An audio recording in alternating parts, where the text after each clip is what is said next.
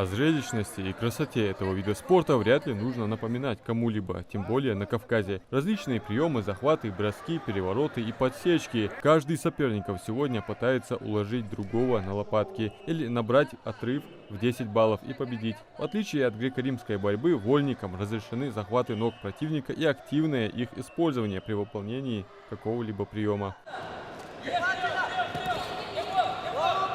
Турнир по вольной борьбе проходит во Дворце спорта имени Берда Евлоева. Оспаривают лидерство на борцовских коврах более 200 участников только за сегодня. На второй день турнира добавится еще 400 участников из различных регионов страны. Основной состав приезжих спортсменов родом из Дагестана и Чеченской Республики, которые, кстати, показывают великолепную технику. Среди них и чемпионы России и Европы.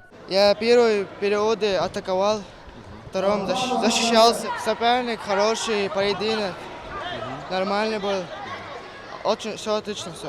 Возрастные и весовые категории самые разные. Это спортсмены 2008-2017 годов рождения. Турнир открытый среди младших юношей. Соревнования посвятили погибшим в зоне СВО. Внимание к участникам и организации турнира самое пристальное. Разграниченность спортсменов, тренерского состава и зрителей, а также материально-техническое оснащение придает спортивным состязаниям необычайный колорит. Это подтверждают и наставники участников. У нас 9 человек сегодня борется. Вот, то есть на этом турнире сегодня 3, завтра остальные 6 человек. Мы месяц где-то готовились сюда. У нас каждый месяц турниры бывают, мы боремся. Но к этому мы тщательно готовились.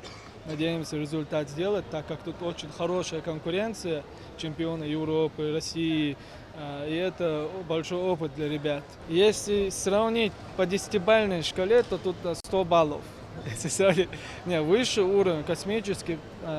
Kingdom организация очень хорошо постаралась. Все моменты учли, чтобы дети там, вот элементарно взять вот этот байнер. У меня, например, ученик, там на этом байнере стоит. Для него это, он заходит в зал, спорткомплекс огромный, там где участников 400 человек, и его фото на главном байнере, короче.